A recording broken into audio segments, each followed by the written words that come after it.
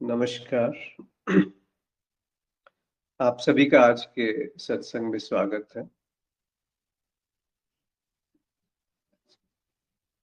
सत्संग में हम आध्यात्मिक विषयों पर बात करते हैं और यदि किसी का कोई प्रश्न है तो वो लिख कर भेज सकते हैं या अपने आप को अनम्यूट करके उसको कह सकते हैं। तो 2-3 प्रश्न हैं, वहाँ से शुरू करेंगे। सब कुछ समझते हुए भी ये मन उद्विग्न क्यों होता है, जबकि जाना जा चुका है कि ये सब मन की ही उपज है। फिर भी वो करुणा को प्रेम फिर भी वो करुणा वो प्रेम क्यों नहीं आती? कभी कभी प्रेम से भर जाता हूँ, पूर्ण रूप से शांति रहती है, विरक्त हो जाता हूँ। फिर शांति इस शांति को, इस प्रेम को कौन बहा ले जाता है? संभवतः ये सब मन की ही उपज है। इस बात एक बात का अनुभव किया कि इस शांति को, इस प्रेम को लाया नहीं जा सकता। वो आती है और वो जाती है, होता है।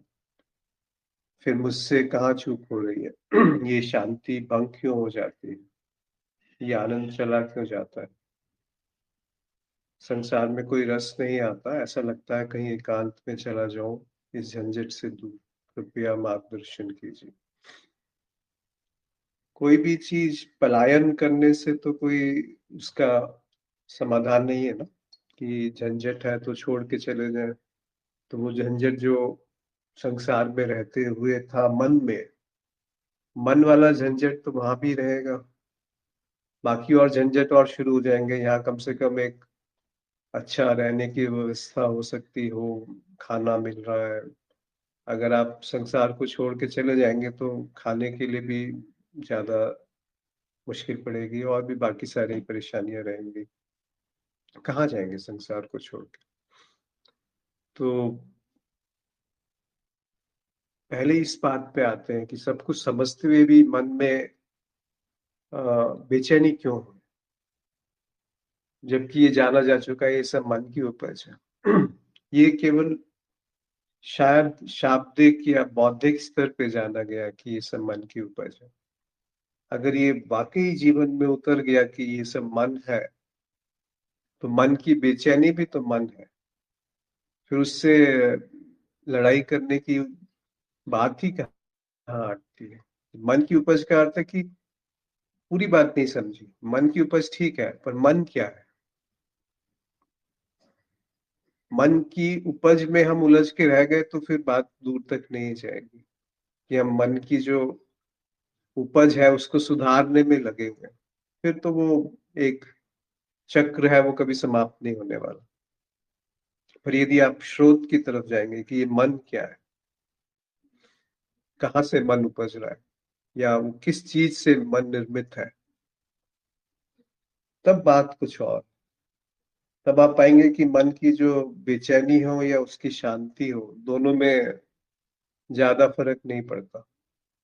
उससे एक तरीके से उपेक्षा हो जाती है, उससे एक दूरी बन जाती है, सहज रूप से बन जाती है, बनानी नहीं पड़ती। वो है सन्यास। वो करुणा वो प्रेम क्यों नहीं आता? आप खुद ही तो कहते हैं कि वो लाया नहीं जा सकता, तो आएगा कैसे? मतलब आपके लाने से नहीं आएगा।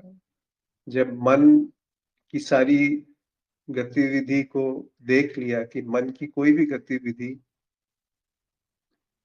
मन ही है, उन दोनों में भेद नहीं है। मन की गतिविधि और मन अलग अलग बातें नहीं है। जैसे पानी का बहना और पानी का जो होना है, वो दो अलग अलग बातें थोड़ी है। उसकी होने में ही उसकी गति है, उसमें कुछ ना कुछ परिवर्तन है। तो वो बात जो है वो अगर समझ में आ गई, समझ में ही नहीं आई, पहले समझ में आई फिर वो जीवन में उतर गई, तो जो प्रकट है वो प्रेम है, वो करुणा है। फिर आपने सही लिखा है, उसको लाया नहीं जा सकता।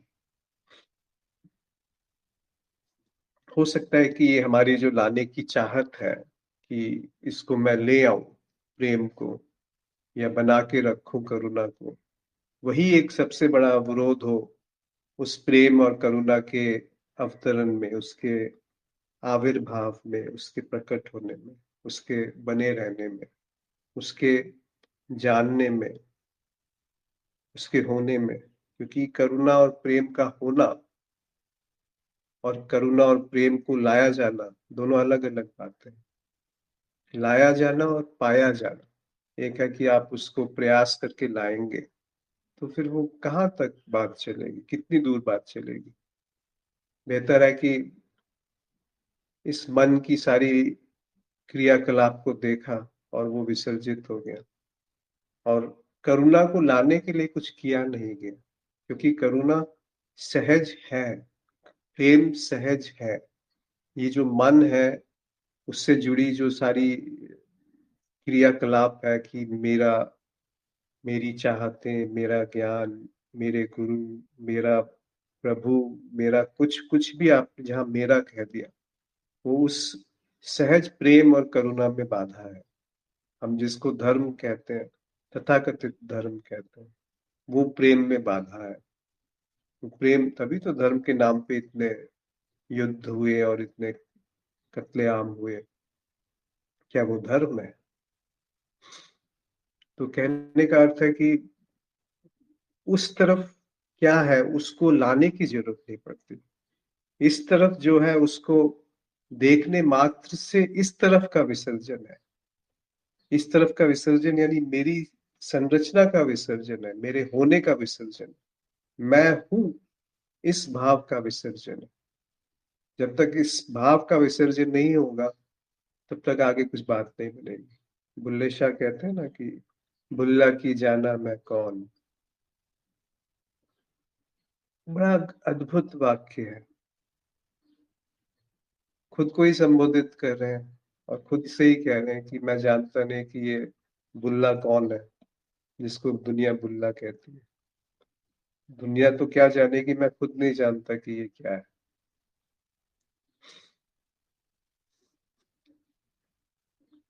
चूक कहाँ हो रही है? चूक यही हो रही है कि हम शांति को समझते हैं कि बुद्धि से जान जाएंगे, उसको बना के रख सकते हैं, यही तो एक चूक है।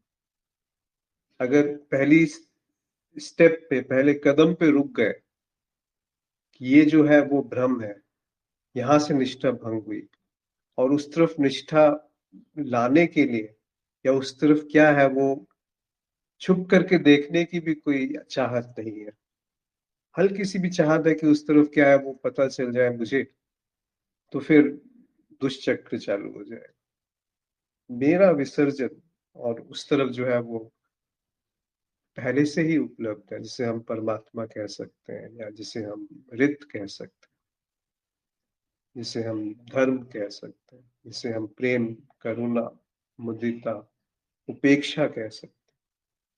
उपेक्षा यानी इस तरफ जो है उससे उपेक्षा, उस तरफ कुछ, इस तरफ कोई रुचि नहीं और उस तरफ कोई रुचि नहीं, उस तरफ की कोई कल्पना नहीं।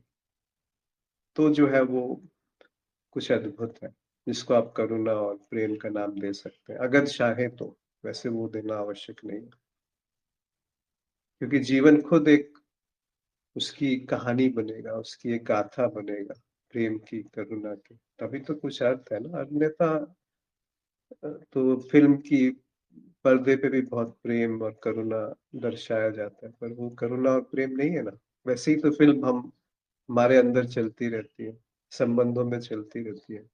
उसमें और उस पर्दे वाली फिल्म में क्या भेद है? जो फिल्म हमारे अंदर चल रही है, उस फिल्म को सत्य मान करके हमारे सारे संबंधों में खटास है या प्रेम है, या खटास को प्रेम में परिवर्तन करने का प्रयास है, या प्रेम को प्रेम, जिसे तथाकथित रूप से हम संबंधों में प्रेम कहते हैं, उसको बनाए रखने का कोई चेष्टा है। वो सब कहाँ जाएगा, कितनी दूर जाएगा? क्योंकि वो जो संस्था जो समझती है कि मैं प्रेम में हूँ, वो संस्था ही दूषित है, कलुषित है, झूठी है, बनावटी है, दिखावा है, उसमें एक संस्कार ग्रस्तता।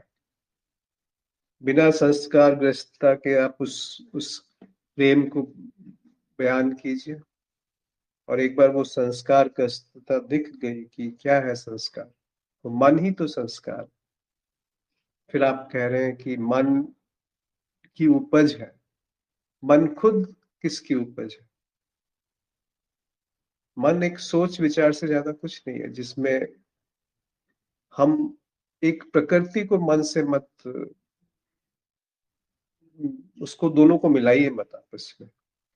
प्रकृति यानी ये जो अन्न है, ये जो शरीर है, इससे जो बनता है, तभी तो हमारे अंदर वो सोचने की एक क्षमता आई है, एक उपहार मिला है सोचने का। उसमें कोई बुराई नहीं है सोचने के उपहार में, पर उसको उसकी यथावत जगह देने की आवश्यकता है कि ये विचार है, ये मन एक विचार है, ये मैं एक विचार हूं। तब जाकर के आपको उसकी यथावत सच्चाई, उसकी नग्न सच्चाई दिख पाएगी कि मन है क्या। वैसे तो बुल्ले शाह, रमन महर्षि, कृष्णमूर्ति, वो तो मन को बिल्कुल नकार ही देते हैं। खासकर रमन महर्षि कहते हैं कि जब मन को ढूंढने जाते हैं तो मिलता ही नहीं है ही नहीं मन। हम तो फिर भी कह रहे हैं कि मन एक विचार है, वो कहते हैं मन नहीं है। जैसे पर्दे पे जो प्रेम है, वो प्रेम नहीं है। दिख रहा है कि वो प्रेम आपस में नायक और नायिका कर रहे हैं, पर क्या वो असल में प्रेम है?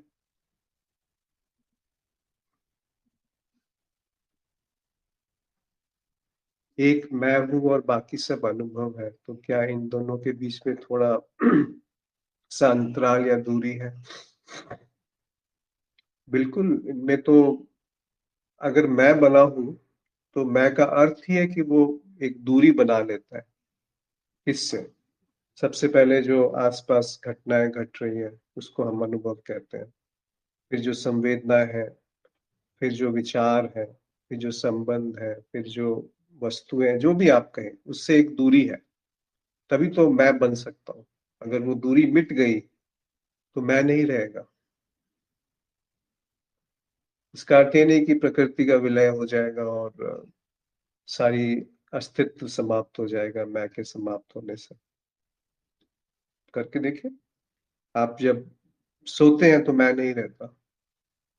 जब मृत्यु हो जाती है शरीर की तो मैं नहीं रहता। इस शरीर में कुछ उथल पुथल हो जाए, अभी कुछ दिन पहले मेरे को फ्लू हो गया, बीमार हो गया, तो सोचने की क्षमता जो है वो बदल जाती है। आपको खुद आश्चर्य होता है कि क्यों आप सही से नहीं सोच पा रहे। फिर दिखता है कि ये सब खेल चल रहा है शरीर में। पर फिर भी, तो जैसा अन्न हम खाते हैं वैसा मन बन जाता है। जैसा मन है वैसे हमारी विचार प्रकट होते हैं। विचार मन को बनाते हैं, मन विचार को बनाता है। दोनों एक दूसरे में गुथे पड़े हैं। उसी को हम सच समझ लेते हैं। तो उसमें और अनुभव में यदि हमें अलग अलग चीजें दिख रही हैं तो दूरी बनेगी। और जब आप उस दूरी को खोजने जाएंगे तो दूरी कहीं मिलेगी नहीं। तभी समझ में आता है कि यह अनुभव ही मन है।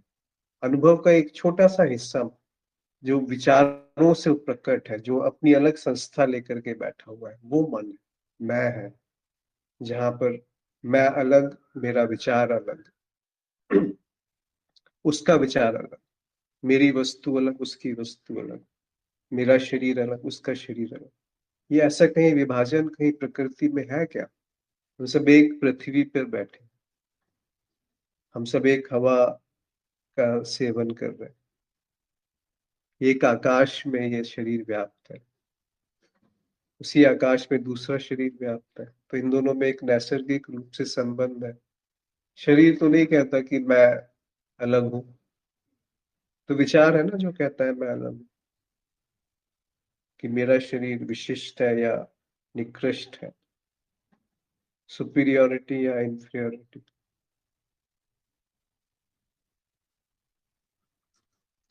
तो उस दूरी को ढूंढने जाइए, तो आप सही कह रहे हैं, फिर दूरी नहीं मिलेगी। तो फिर वो सारा का सारा कोलैप्स हो जाएगा, सारा का सारा जो प्रक्रिया है वो समाप्त हो जाएगी। वही प्रज्ञा है, वही होश है। बुद्धि, विवेक और प्रज्ञा में क्या अंतर है? ये अंतर भी बुद्धि ढूंढेगी। केवल समझने के लिए अंतर बताए जा सकते हैं, पर कोई उसका ज्यादा फर्क नहीं पड़ता। खाली अगर बुद्धि के घोड़े दौड़ाने हैं तो अंतर समझ लीजिए कि बुद्धि आंकड़ों पे चलती है। बुद्धि सही और गलत के निर्णय पे चलती है। अच्छा बुरा, पाप पुण्य, ये सब निर्धारित करती है कि क्या मेरे लिए सही है उसको पकड़ के रखूं, जो गलत है उसे फेंक दूं। जो संबंध मुझे जिससे मुझे लाभ हो सकता है उसके एकदम नजदीक बने रहे, और जहाँ पे कोई लाभ नहीं है उससे कोई संबंध ही नहीं रखना। उसकी तरफ देखना भी कई बार हमें उचित नहीं लगता। तो वो बुद्धि करती है, जज करती है। जज करना बुद्धि का काम है। किसी निर्णय पे आना बुद्धि का काम है, जो आंकड़ों पे, जो समय में, स्थान पर, जो कल्पनाओं में, विचारों से जो निर्मित है।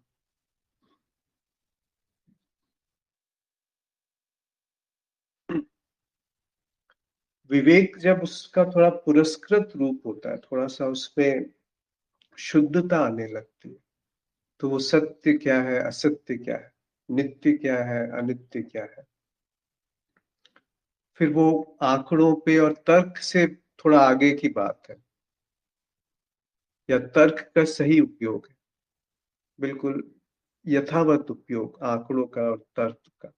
बुद्धि क्या है, वो निचोड़ भी लेती है अपने अनुसार, उसको वो मोड़ तोड़ लेगी तर्क को, कुतर्क को, तर्क को कुतर्क में बदल देगी। विवेक जो है वो यथावत दिखना, कि ये बदल रहा है, ये नहीं बदल रहा है, ये नित्य है, ये अनित्य है, ये छूट रहा है, ये नहीं छूट रहा है, इसका आदि है, इसका अंत नहीं है। इस तरफ जब दृष्टि आती है तो वो विवेक है। फिर वो केवल सही गलत का निर्णय नहीं लेती, वो एक थोड़ा वृहद दृष्टिकोण से वहां पर दृष्टि प्रकाशित होती है। फिर है प्रज्ञा, जहां पर अंतर्दृष्टि है, जो तर्क और अनुभव से परे है, आंकड़ों से परे, जो सत्य असत्य से परे, जो नित्य अनित्य से परे, जो होश में प्रकाशित है। होश की अपनी एक प्रज्ञा है। वहां पर आपको ये निर्णय लेने की आवश्यकता नहीं पड़ती। इसका अर्थ ये नहीं कि निर्णय नहीं लिया जाएंगे। हो सकता है निर्णय और विवेक बहुत और बारीकी से, सूक्ष्मता से, करुणा से काम करे। तो प्रज्ञा में प्रेम है, करुणा है, सहज रूप से, नैसर्गिक रूप से। और प्रज्ञा के ऊपर एक और शब्द इन्होंने लिखा था आलोकिता जी ने, रितंबरा प्रज्ञा, जो योग में आता है। भावित प्रज्ञा तो कुछ और होता है। उसका अर्थ होता है कि जो प्रयास से, ध्यान से, विधियों से जो मिलती है, उसमें थोड़ा सा अहम बाकी है, शेष है। पर रिदंबरा प्रज्ञा का अर्थ है कि रितम यानी सत्य, और बरा यानी उसको धारण करना। तो ऐसी प्रज्ञा जिसमें सत्य धारण हो जाए, वो है रितंबरा। तो वो प्रज्ञा का ही एक और कहने के लिए उसको कह दिया गया, जहां पर सत्य प्रकाशित है, वो है रितंबरा। या जो सत्य से प्रकाशित है वो है ऋतंबर। जिस जिसमें सत्य को धारण करने की क्षमता है वो है ऋतंबर। ये मत कहिए कि वो धारण करने की क्षमता यानी क्या, बस वो मर्म को समझ लीजिए।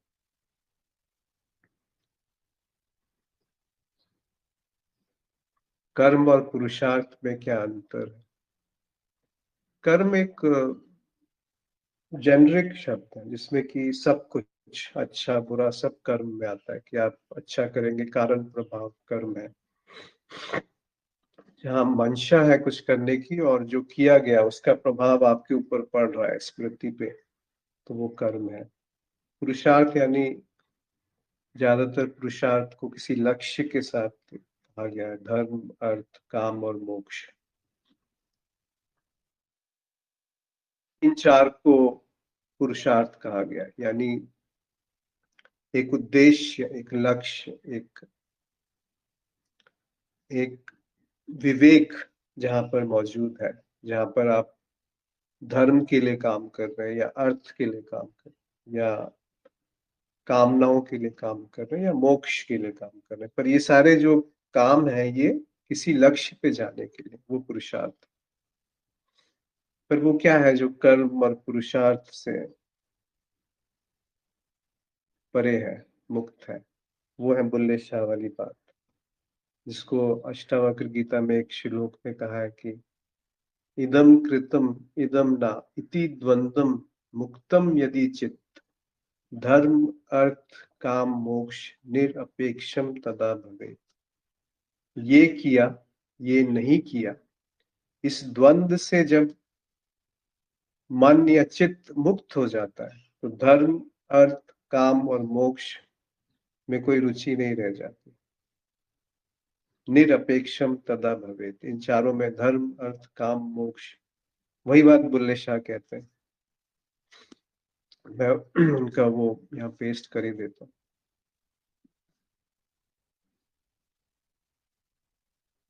गजब, पता नहीं कैसे कैसे संत हुए, कैसे कह गए, क्या क्या कह गए। कहते हैं कि ना कोई दूजा होर पछाना, और कोई दूसरा दिखता ही नहीं है, तो द्वंद कैसे होगा? अद्वैत है। अव्वल आखिर आप नु जाना, वो आप यानी उस आप की बात कर रहे हैं कि जो बुल्ला की जाना में कौन से उपजा है, जहां पर उनको नहीं पता कि ये मैं क्या है। आखिरी स्टेंजा पढ़िए इसका। अव्वल आखिर आप नु जाना, ना कोई दूजा होर पछाना। दूजा कोई है ही नहीं।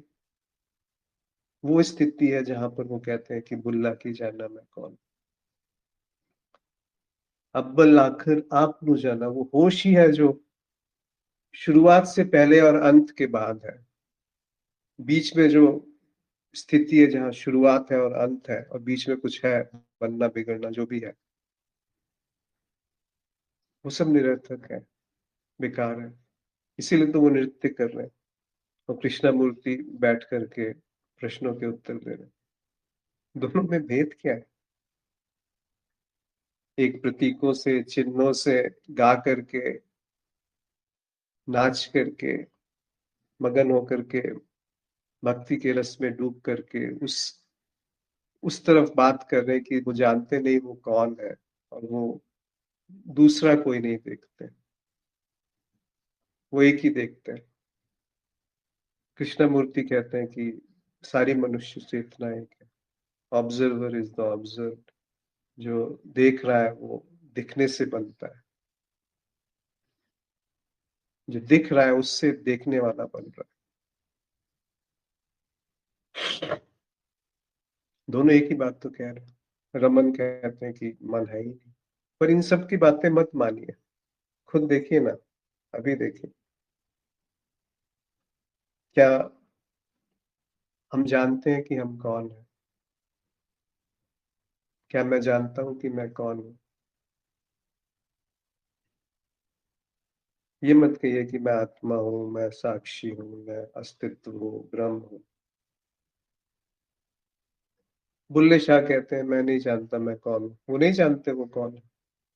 वो भी तो जवाब दे सकते थे कुछ सुना सुना है। वो है प्रज्ञा, जो सत्य से अभिव्यक्त होती है, जिसमें सत्य रिश्ता है, टपकता है, जिसमें सत्य रचा बसा है, और जो सत्य में रची बसी है। तो सत्य और प्रज्ञा को अलग नहीं किया जा सकता। सत्य और प्रेम को अलग नहीं किया जा सकता। कोई ये कहे कि बहुत प्रज्ञा है, वो स्थित प्रज्ञ है, पर प्रेम नहीं है जीवन में, प्रेम आता जाता है, तो क्या कहेंगे उसको? करुणा नहीं है, उपेक्षा नहीं है, क्या कहेंगे? इसीलिए आपका जीवन खुद एक उस रवानगी को हासिल होना चाहिए, जहाँ पर दो का भेद मिट जाए, वो जो देख रहा है और जो दिख रहा है। वही तो बुल्ले शाह कह रहे हैं, ना कोई दूजा होर पछाना। क्या पहचानोगे? जिसको आप पहचानते हो वो आपकी पहचान से निर्मित है, आपके पहचानने से निर्मित। मोथे मेथों होर न कोई सियाना, मुझसे सियाना कोई और नहीं है। इन सबको उसके सही परिप्रेक्ष्य में समझना चाहिए। ये कोई अहंकारी का वक्तव्य नहीं है कि मुझसे सियाना और कोई नहीं है, मुझसे स्मार्ट और कोई नहीं है। ये एक ऐसा वक्तव्य है जो कहता है कि जिसको जानने के बाद और कुछ जानना शेष नहीं रह जाता।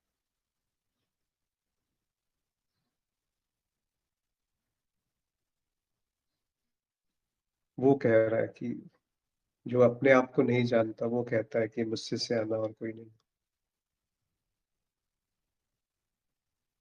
बुल्ले शाह खड़ा है कौन? कौन है ये जो अपने आप को बुल्ले शाह कहता है? ये अहंकार है क्या?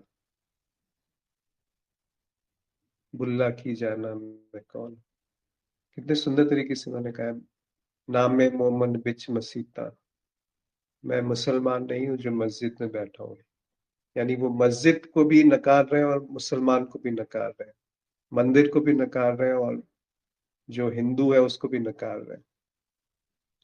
वो तो एक प्रतीक ले लिया मुस्लिम और मस्जिद का। ऐसे ईसाई और जो ईसा चर्च है या मंदिर है और हिंदू है, वो सब एक एक एक वाक्य में उन्होंने कहा, ना मैं विच कुफर दिया रीता, और ना मैं नास्तिक हूँ, ना मैं किसी रीति रिवाज में फंस सकता हूँ, बांधा जा सकता हूँ, ना मैं पाका विच पतीता पलीता। ना मैं पाक हूँ, ना मैं शुद्धता हूँ, पवित्रता हूँ, ना मैं अपवित्र हूँ, ना मैं मूसा ना फरौन, ना मैं कोई पैगंबर हूँ, ना मैं कोई सुधारक हूँ, और ना ही मैं कोई तानाशाह राजा हूँ। बुल्ला की जाना मैं कौन? ना मैं अंदर वेद किताबा, मैं शास्त्रों में नहीं हूँ, किसी किताब में नहीं हूँ, ना बाइबल, ना कुरान, ना गीता, किसी भी शास्त्र में नहीं हूँ। ना मैं विच भंग ना शराबा, इसका अर्थ ये नहीं कि मैं नशे नशे में डूबूं तो मैं हूँ। कई धर्म प्रथाएं ऐसी हैं जो नशे में उसको ढूंढती हैं। नशे में आप स्वयं को या मैं को मिटाना चाहते हैं, वो भी नहीं। ना विच चिरिंदा मस्त खराबा, ना मैं अनुभवों का नशा हूं, उसकी खुमारी नहीं हो, उसमें जो खराबी है वो भी नहीं हो। ना उसमें कोई भलाई है, उस वो भी मैं नहीं हूं। ना विच जागन ना विच सौन, ना जागरण में हूं ना सुषुप्ति में हूं।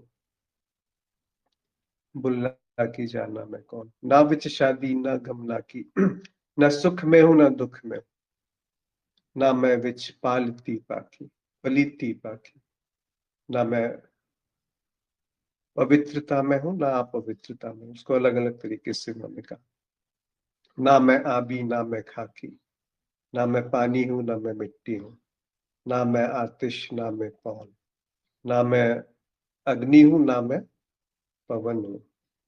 बुल्ला की जाना मैं कौन? ना मैं अरबी ना लाहौरी, ना मैं हिंदी शहर नगोरी, ना हिंदी ना तुर्क पेशौरी, ना मैं रहिंदा विच नदौन। कोई पहचान नहीं है मेरी, ना मैं मक्का मदीना में हूँ ना मैं बनारस में हूँ, ना लाहौर में हूँ ना पेशावर में, ना तुर्क में हूँ ना अरब में हूँ, ना मैं अरबी हूँ और ना, मतलब अरबी जो अपने आप को अरब में रहने वाला समझता है। तो ना मैं हिंदू हूँ और ना हिंदुत्व हूँ जिसको हम हिंदू समझते हैं। बुल्ला की जाना मैं कौन? अब यहाँ से उन्होंने बिल्कुल अलग स्तर पे बात कहनी शुरू कर दी। ना मैं भेद मजहब ना पाया, किसी मजहब में किसी धर्म में मुझे कोई भेद नहीं मिला। यानी वो ये कह रहे हैं कि मर्म में कोई भेद नहीं है, या धर्म जो असल धर्म है उसमें वो एक ही है, मैं का विसर्जन। इस भ्रम का दिखना और उसका छूट जाना, उससे बड़ा धर्म कोई नहीं। वही एक धर्म। सब धर्म का जो आप निचोड़ देखेंगे तो वहीं जाकर के वो टिक जाएगा।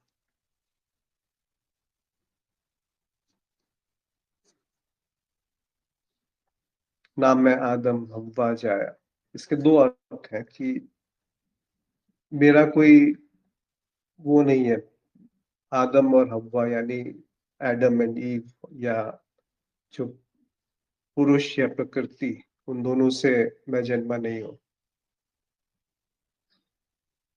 या फिर ये कह सकते हैं कि इन दोनों को मैंने जन्म नहीं दिया है।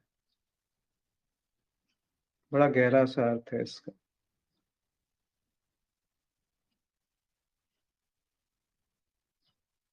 अद्वैत में प्रकृति और पुरुष का भेद समाप्त हो जाता है।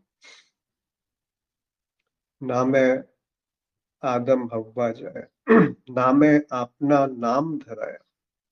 किसी नाम में मैं नहीं हूं।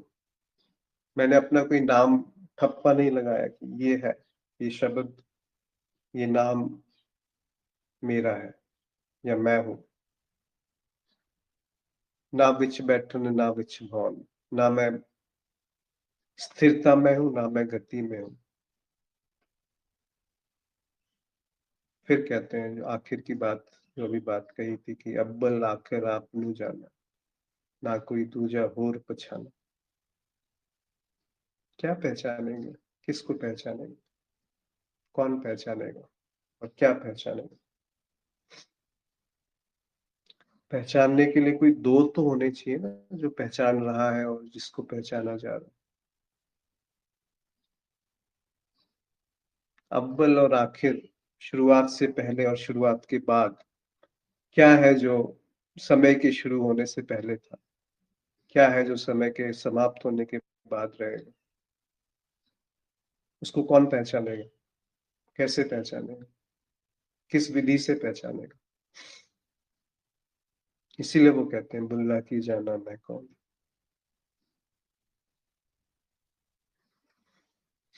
बुल्ला शाह खड़ा है कौन। कुछ ऐसा है जिसको जानने के बाद आपको जानना शेष नहीं रह जाता। मैं तो हो न कोई से आना। तब वो कह रहे हैं।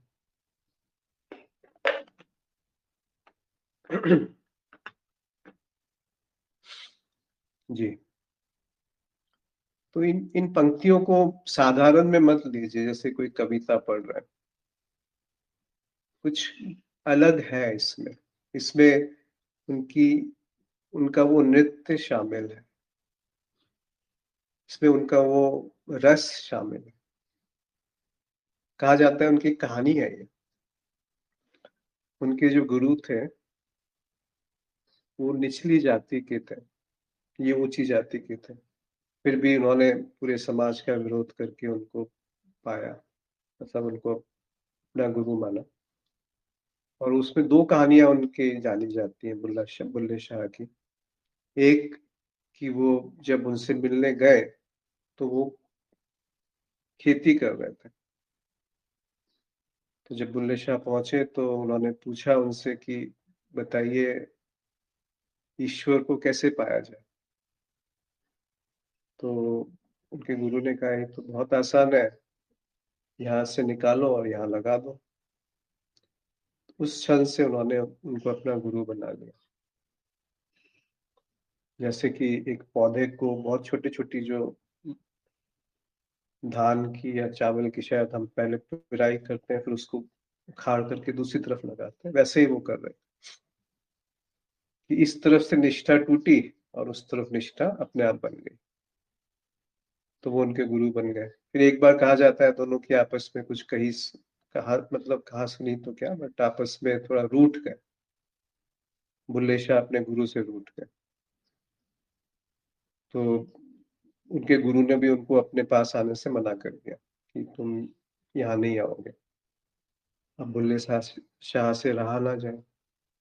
और वो उनको आने नहीं दे रहे थे।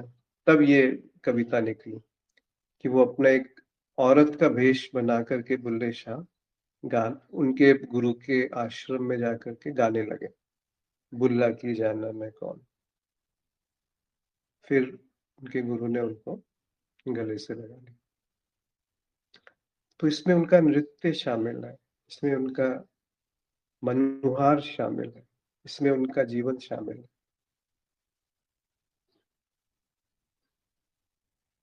ऐसे कुछ हैं जो जीवन में नमक की तरह काम करते हैं।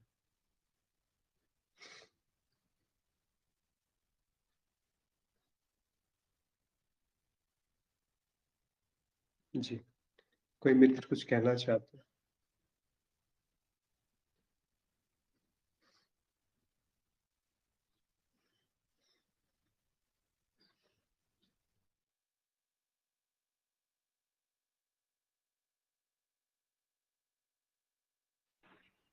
ऐसी कोई बात जो जचती ना हो प्रज्ञा में, बुद्धि में नहीं,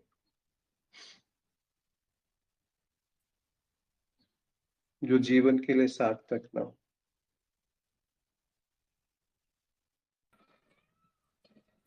आश्विन जी प्रणाम। जी नमस्कार। आश्विन जी, प्रज्ञानम ब्रह्म जो है वेद वाक्य कहा गया है, तो मतलब यह प्रज्ञा को ही ब्रह्म कर दिए हैं, तो प्रज्ञा भी तो वही चैतन्य वाली या होश वाली स्थिति होगी, या इससे कुछ अलग समझ सकते हैं इसको? अभी तो बात हुई प्रज्ञा के ऊपर जी जी कि जी जी जी प्रज्ञा जी। प्रज्ञा या ऋतंबरा प्रज्ञा, उनको एक ही चीज समझिए, जो होश से जन्मा हो वो होश प्रज्ञा से, है। होश से सर? होश से सिर्फ जो जन्मती है, अच्छा अच्छा, जी जी, उससे जो या जन्मती फिर है, जी। जिससे होश जन्मता है, मतलब ये काव्यात्मक रूप से कहने की बात है। होश और प्रज्ञा अलग नहीं है। मतलब होश है तो प्रज्ञा है, और प्रज्ञा है तो होश है। होश है तो करुणा, मुदिता, प्रेम, ये सब भी वहीं पे पाए जाएंगे। और ये सब है तभी आप कह सकते हैं कि होश है। अंदर से प्रेम है, अंदर से मुदिता है। बेशक आप कार्य ऐसा कर रहे हैं, जैसे कृष्ण है, मार रहे हैं वो, खुद तो कम ही मारे हैं उन्होंने, पर उन्होंने खुद भी युद्ध किए, या युद्ध को वो बढ़ावा दे रहे हैं, लोगों को मरता हुआ देख देख करके उसको सही ठहरा रहे हैं, या नीतियां अपना रहे हैं, पर अंदर से कोई उसमें जुड़ाव नहीं है, उपेक्षा है, पूरी तरह से उपेक्षा है। वो है प्रज्ञा, वो है प्रेम। प्रेम और प्रज्ञा का अर्थ ये नहीं है कि केवल एक लाग लपेट करना और चापलूसी करना, वो प्रज्ञा और प्रेम नहीं।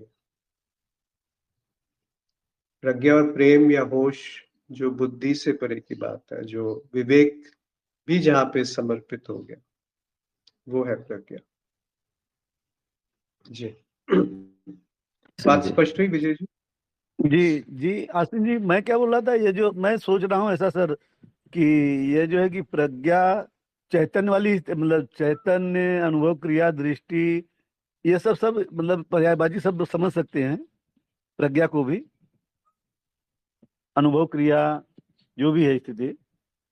हाँ, ये सब एक ही शब्द है, मतलब एक ही जी, स्थिति की तो तरफ संकेत करते हैं। जैसे जी प्रज्ञानम संकेत करते ब्रह्मन हैं। आपने, जी, जी आपने कहा प्रज्ञानम ब्रह्मा, तो वो भी जी वही है जी ना, कि जो अस्तित्व है वो प्रज्ञा है, जी जो चैतन्य है वो प्रज्ञा है, जो अनुभव क्रिया है वो प्रज्ञा है। मतलब अब कहना पड़ेगा ऐसे ही, और कोई तरीका नहीं है उसको कहने। जी जी, जो धन्यवाद। अद्वैत है वो प्रज्ञा है, जी जो मेरा ना होना है वो प्रज्ञा है। जी। जी, ये और पर्यायवाची ही है सब। जी जी हाँ जी, हाँ जी। जी, बिल्कुल। धन जी जी, धन्यवाद धन्यवाद आशीष जी। एक चीज पकड़ में आएगी तो पूरी पूरी की पूरी वो चेयर पकड़ में आ जाएगी। जैसे एक कुर्सी के चार पाए होते हैं, एक पाए को पकड़ के खींचेंगे तो पूरी कुर्सी आएगी। ऐसा नहीं है ना कि एक पाया अलग आएगा और दूसरे बाकी तीन छूट जाएंगे। वैसे ही ये सब है। जैसे आपको वो मौलिक बात पकड़ में आ गई तो देखेंगे कि सब एक ही चीज को कह रहे हैं अलग अलग शब्दों में। जी, धन्यवाद धन्यवाद आशीष। जी। और कोई मित्र कुछ कहना चाहते हैं, कोई बात जो समझ नहीं आई हो या किसी और तरीके से आप उसको कहना चाहें, या किसी और विषय में? जी प्रणाम अश्विन जी। जी नमस्कार। जी जैसा कि आत्म प्रकाश जी बोले और अन्य साधक जन भी है ना, प्रज्ञा और बाकी सारे शब्दों को बोलते रहते हैं, है ना। मुझे तो उतना नहीं पता उन सब शब्दों के बारे में। तो मेरा ये एक शंका उठा है आज कि क्या इन सारे बातों का पता होना आवश्यक है, जैसे कि प्रज्ञा हो गई और स्थित प्रज्ञा, बाकी सारे जो बोलते हैं, तो क्या उन सब की गहराइयों को जानना आवश्यक है अध्यात्म में? अब अध्यात्म के लिए या फिर जो भी कह लीजिए, जिस मार्ग पे हम चल रहे हैं उस मार्ग के लिए उन सब बातों का जानना आवश्यक है, या बस ठहर जाना आवश्यक है?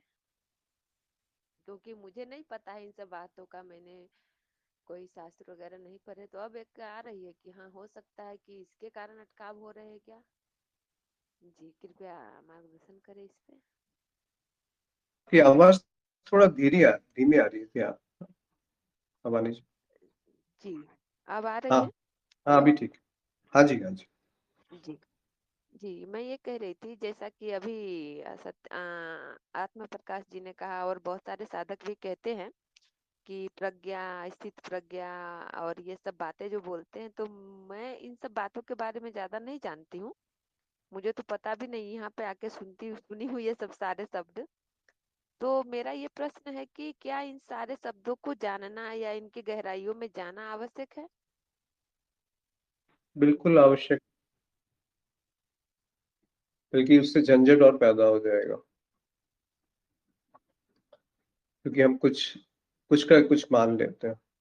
उल्टी बात है, यदि वो जीवन में उतर गया तो अपने आप ये शब्द आपके सामने प्रकाशित होके आने लगेंगे। तो आप जो कह रही हैं वो सही है, इनको जानना आवश्यक नहीं है, इनका जीवन में उतरना आवश्यक है बिना जाने। जानने का अर्थ है कि आप उसकी एक कल्पना कर रहे हैं कि ऋतंभरा प्रज्ञा यानी ये, भावित प्रज्ञा यानी ये, विवेक यानी ये सब विश्लेषण की बातें हैं, जिनका कोई वास्तविकता से कोई अर्थ नहीं।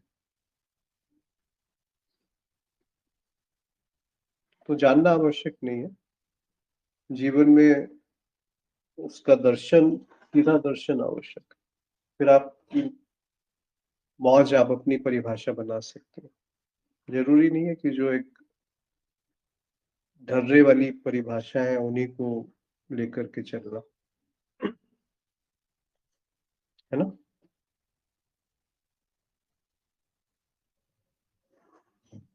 जी तो ये तो स्पष्ट हो गया कि अब मतलब कुछ ऐसा नहीं है कि कुछ शब्दों के पीछे भागना है। लेकिन एक समझ जो मैं यहाँ पे रखना चाहूंगी, अब उसको समझ कहूँ या क्या कहूँ। जैसे कि आपने और बहुत सारी जगहों पे मैंने सुना है कि ऑब्जर्वर इज और ऑब्जर्व बोल के सुने हूँ। तो उसको मैं इस तरह से समझ पाई हूँ कि जैसे कि इस आकाश में एक ये यंत्र प्रकट है शरीर, उसी तरह जैसे मैं एक ही हूँ। ये तो ये हम लोग जानते हैं और ये अपरोक्ष भी हुआ है कि एक ही है, दो नहीं हो सकते। तो ऐसा है कि जैसे एक शरीर प्रकट है और वो इस शरीर के ही माध्यम से वो इस आकाश को पूरा देख रहा है, पूरा मतलब कि देख रहा है। बस ये है कि उसको याद नहीं रहता कि ये आकाश ही मैं हूँ। तो क्या इस तरह से कहा जा सकता है कि ऑब्जर्वर इज ऑब्जर्व्ड बोल के, कि इस शरीर के माध्यम से, क्योंकि माध्यम तो ये शरीर ही है ना, इस शरीर के माध्यम से जो मैं हूँ, मैं खुद को ही हर बार मतलब हर जगह हर क्षण मतलब देख रही हूँ, महसूस कर रही हूँ, चाहे जो भी हो अनुभव कर रही हूँ। इसको जैसे कि एक समुद्र में एक कोई बाल्टी रख दें, उस बाल्टी में भी समुद्र है और उस बाल्टी के बाहर भी समुद्र है। बस इतना है कि उस बाल्टी के भीतर के समुद्र को एक अहंकार ने घेर लिया है कि मैं इतना में हूँ और मैं यही हूँ। बस इतने के कारण से मतलब अटकाव हो रहा है, लेकिन असल में तो वो समुद्र ही समुद्र को देख रहा है ना। जी, एक प्रकार से समझ उपजी है, तो यहाँ पे रखना चाहती थी। जी, धन्यवाद। ये जो वक्तव्य है ऑब्जर्वर इज ऑब्जर्व्ड, इसको कृष्णमूर्ति ने कम से कम 50-60 तरीके से उत्तर दिया है इसका।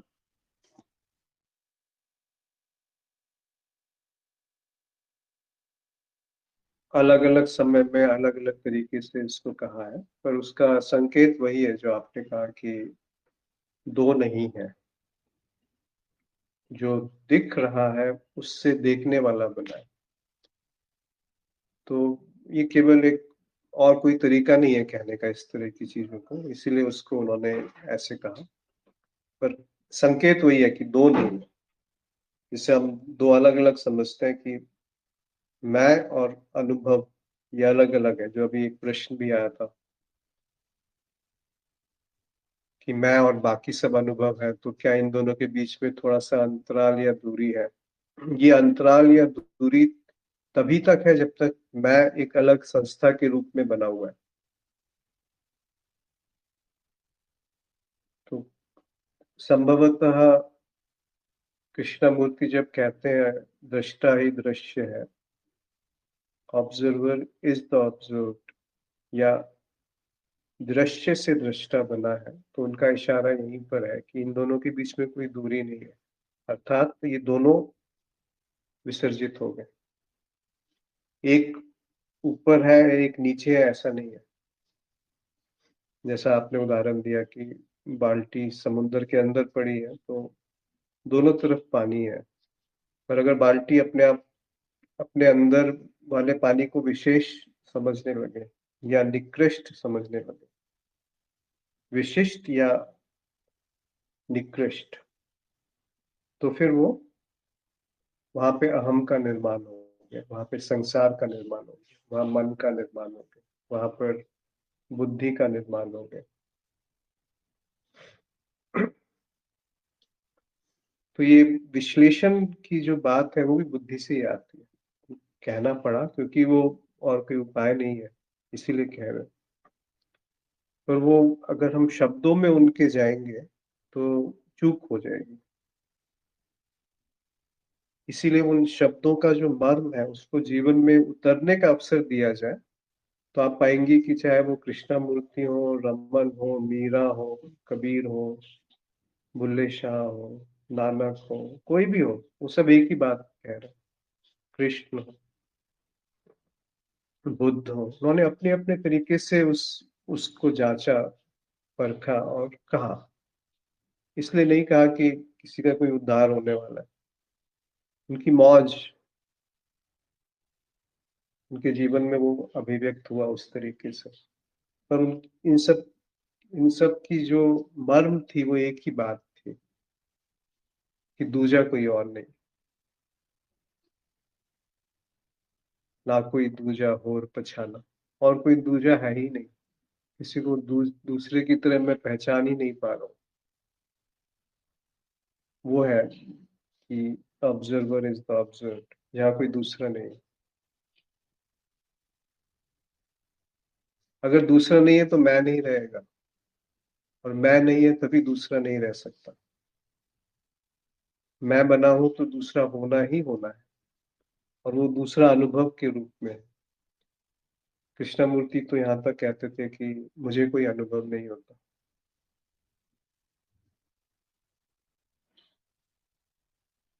अब इन सब बातों को जीवन में उतरने दिया जाए तो ये गहराई में जाकर के फैल जाती है। केवल मन में या बुद्धि में घुमाने से तो बहुत बड़ा धोखा हो जाएगा। एक भ्रम हो जाएगा कि मैं जान रहा हूँ, और असल में जाना जानना ही झूठ है। कुछ भी जानना झूठ है। वो जिस पर जाना जा रहा है वो कुछ और, अन्यथा पूरा का पूरा वो साम्राज्य शुरू हो जाता है मैं का, बहुत सूक्ष्म रूप से। देखिए ना कितने पंथ, कितने कल्ट्स, कितने धर्म, कितने संगठन, संस्थाएं बन चुकी हैं और सब कहते हैं कि मैं जो कह रहा हूँ वो सत्य है। सत्य खोजना है तो यहीं पर आओ, यहीं मिलेगा और कहीं नहीं।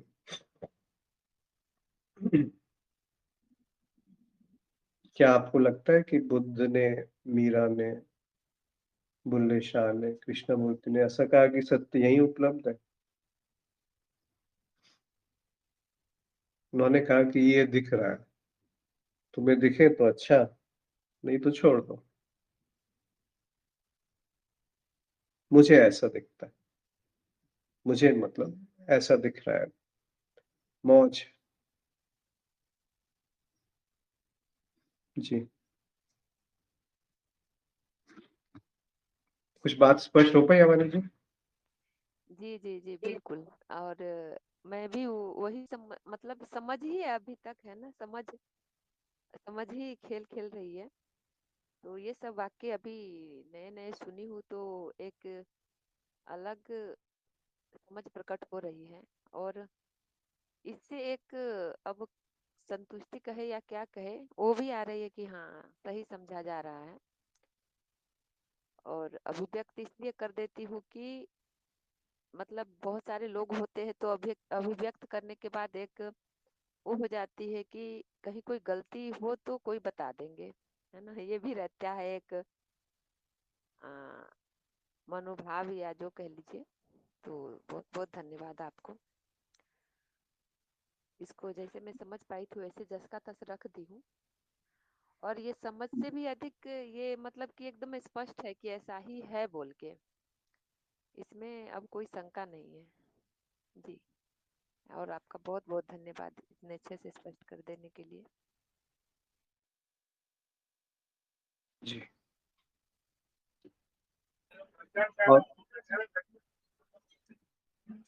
और कोई मित्र कुछ कहना चाहते हैं? हाँ सुबेश जी, आप कुछ कहना चाह रहे हैं?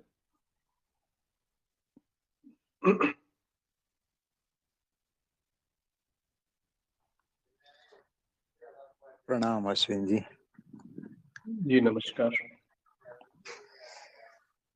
थोड़ा मैं विचार रखता हूँ इस पे।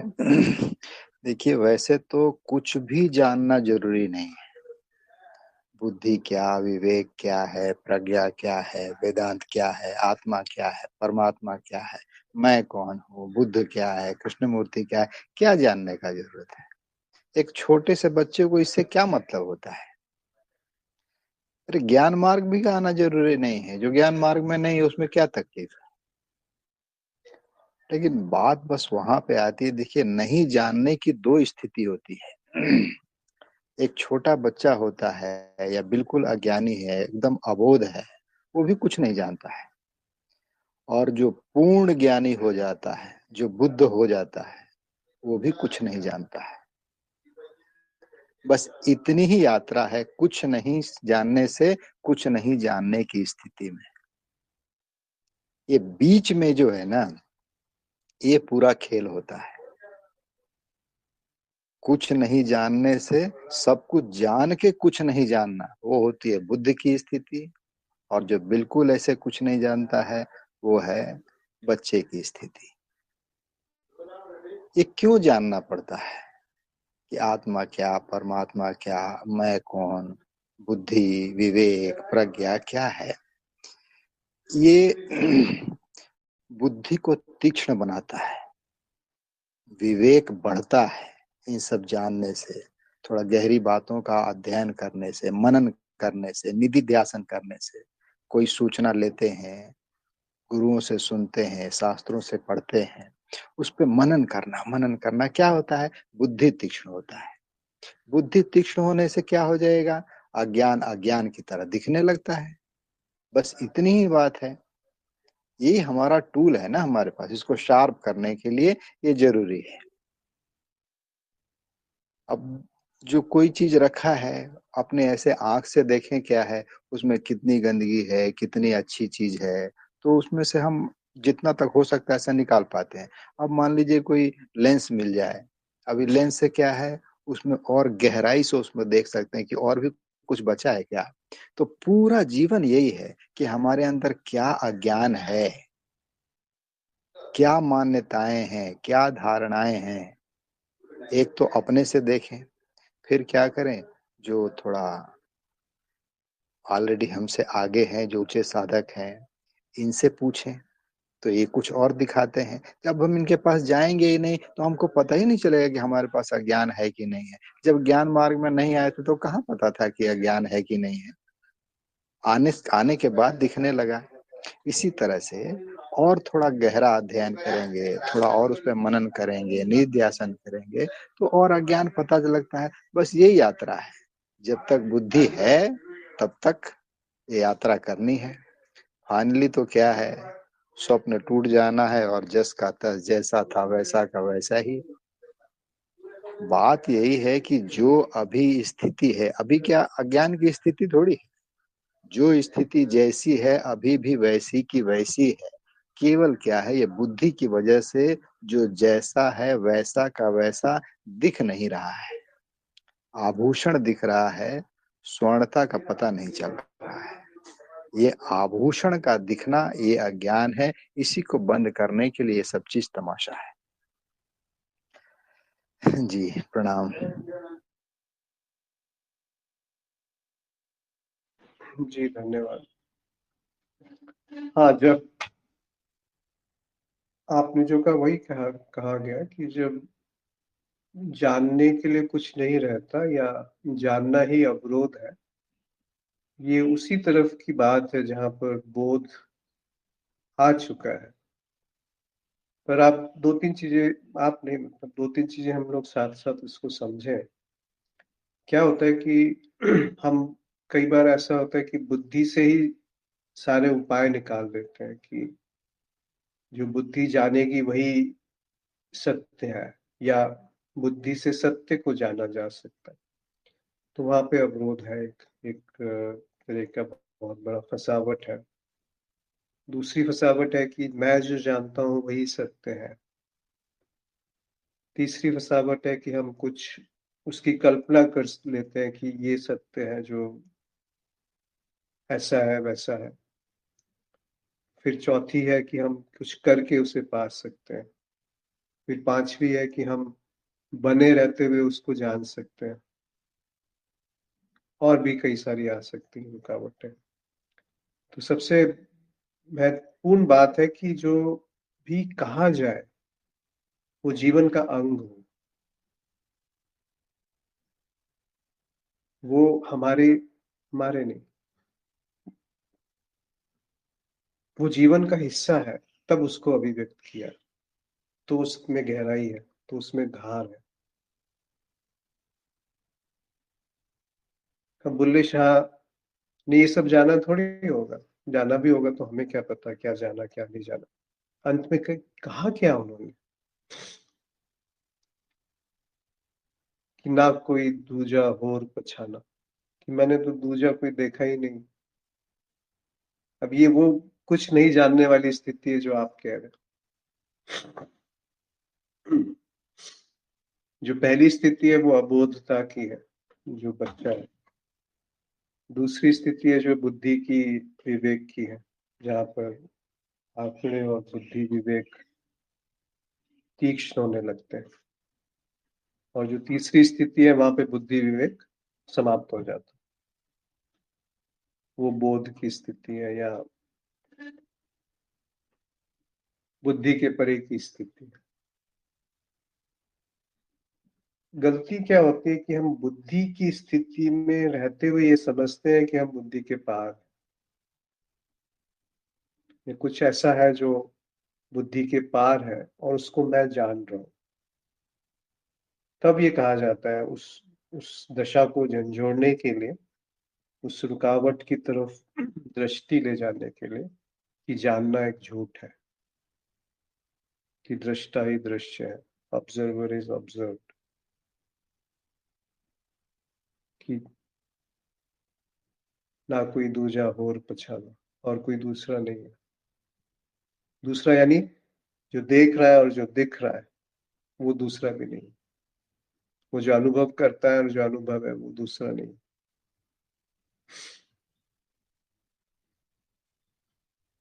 उसको जैसे आप कुछ नाम देंगे ना, चाहे आप उसको होश कहें, बोध कहें, आत्मा कहें, साक्षी कहें, अनुभव क्रिया कहें, प्रज्ञा कहें या अस्तित्व कहें, तो आप उसको बुद्धि में सीमित कर रहे हैं, बांध लिया। फिर वो बुल्ले शाह वाली बात नहीं रही कि बुल्ले शाह खड़ा है कौन। कौन है जो ये बंद करके उसको परिभाषित कर रहा है कि सत्य क्या है। इसीलिए वो कहते हैं कि बुल्ला की जाना मैं कौन, मैं नहीं जानता कि ये क्या है। बड़े बड़े वैज्ञानिक ये कहते हैं कि वो जानते हैं कि ये कैसे काम करता है, ये नियम कैसे काम करता है, पर वो क्या है वो नहीं जानते उसको। आप देखिए ना, आप अगर विज्ञान की दृष्टि से भी चलेंगे तो तोड़ते जाइए जिस पे आपका ये शरीर टिका है उसको तोड़िए, तो आपको अणु, परमाणु और उसके नीचे जाते जाएंगे तो केवल ऊर्जा दिखेगी जो बन रही है और मिट रही है। 1 सेकंड के 1000वें या लाखवें हिस्से में वो समाप्त हो जाती है और उसी समय बन जाती है। बनती है, मिटती है। अब जो बनती है मिटती है उस पे हमें ये जो स्थिर स्थायित्व दिखता है। ना विच बैठन ना विच बहन, मतलब जो ठहराव में भी नहीं है और गति में भी नहीं है। क्यों? क्योंकि वो बन रहा है और मिट रहा है, बन रहा है और मिट रहा है। उस बनने मिटने को हम स्थायी समझ लेते हैं। जैसे चलचित्र, उसमें रोशनी पड़ रही है और दूसरी रोशनी आ रही है, वो वाली हट गई, फिर दूसरी रोशनी आ रही है, हट गई, आ रही है, हट गई, और वो इतनी तेजी से आती है, बनती है और बिगड़ती है कि वो हमें ऐसा भ्रम पैदा कर देती है कि ये स्थायित्व है चलचित्र जो चल रहा है। असल में तो वहां पे रोशनी और प्रकाश, प्रकाश और अंधकार का खेल है। ये मत कहिए कि पर्दा जो है वो सत्य है। जो भी बुद्धि से जान लिया वो असत्य है। ताओ से कहते हैं ना कि जो भी बुद्धि से सोचा जा सकता है वो सत्य नहीं है।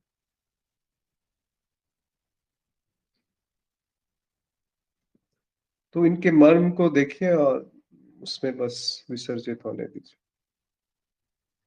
जी, आपने जो कहा बिल्कुल सही है।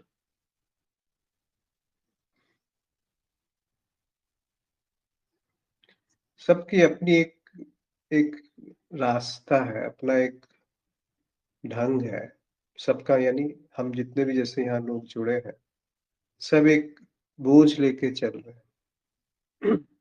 अपनी सिखावन का, बचपन में जो हमें बता दिया गया, फिर हमारे जो अनुभव हुए उनको हमने कहाँ आज तक झंझोड़ा है, नकारा है। उनके अनुसार हम तय कर देते हैं कि ये सही है, ये गलत है, तो उसमें उसकी छाप बनी रहती है।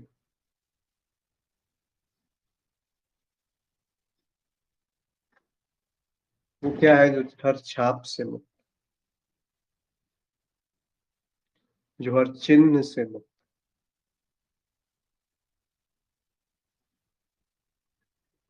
जी, और कोई मित्र कुछ कहना चाहते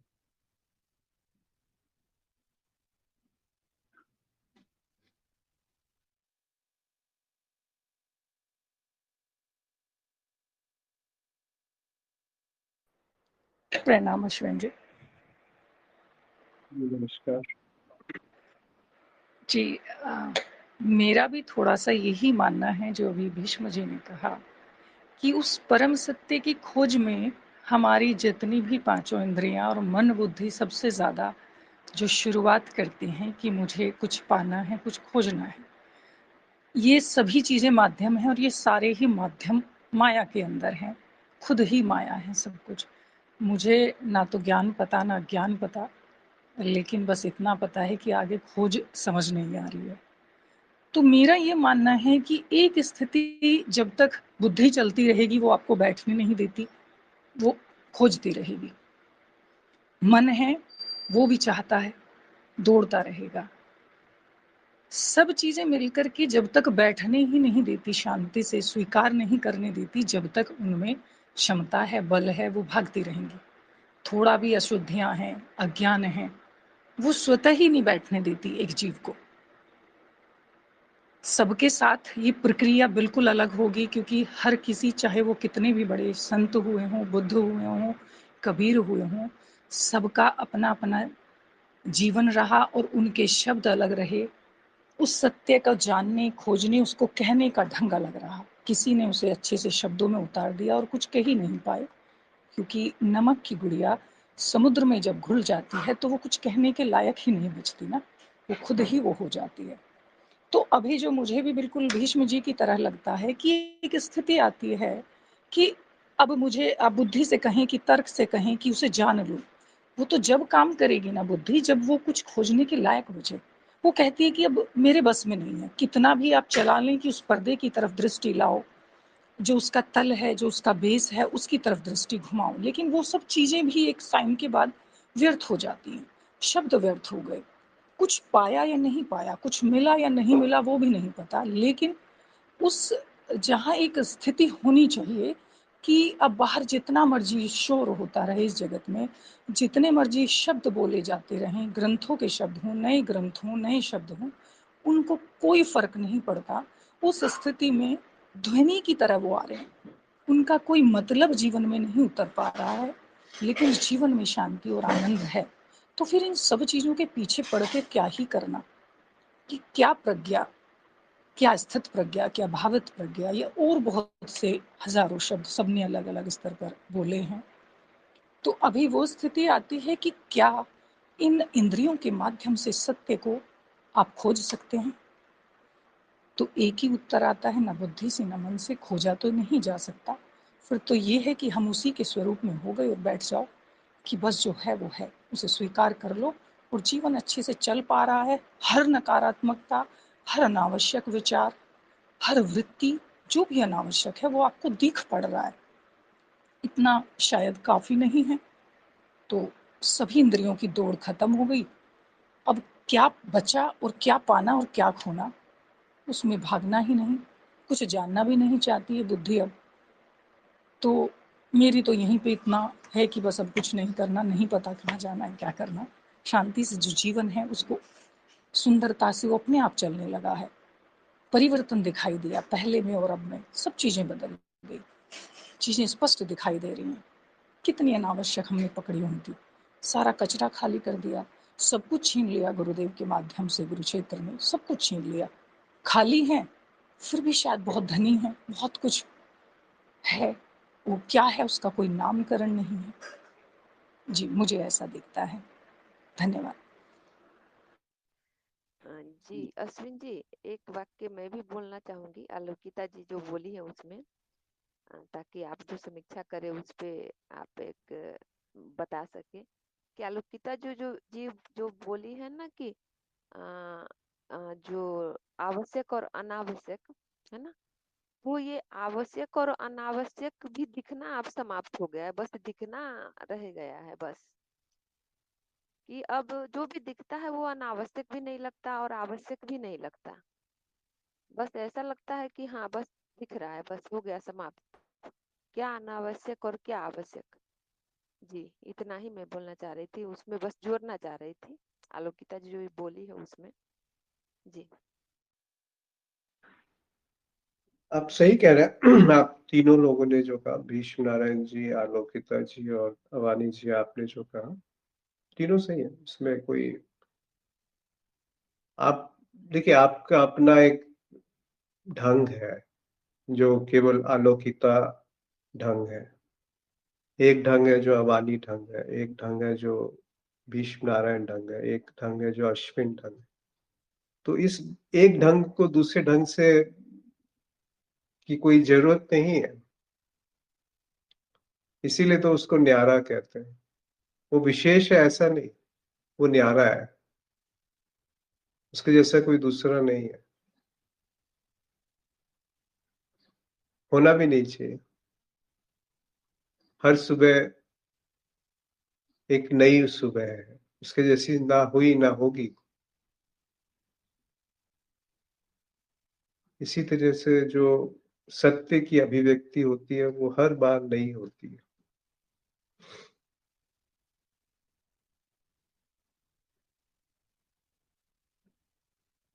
तो आप सब सही कह रहे हैं, बस ये एक चीज ध्यान रहे कि इस इस बात पे ना फंस जाए कि मुझे पता है कि सत्य क्या है, या जो मैं जानता हूं वही सत्य है। इसीलिए वो कहा जाता है कि जानना मात्र ही भ्रम पैदा करता है, क्योंकि दोनों एक है। जब जो देख रहा है और जो दिख रहा है, जब ये दोनों एक है, ना कोई दूजा होर पछाना,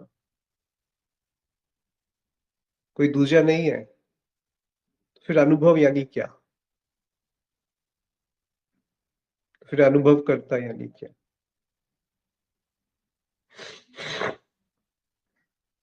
जब ये सुन लिया कि दृष्टा ही दृश्य है, या दृश्य से दृष्टा बन रहा है, तो वो दो थोड़ी रह गए।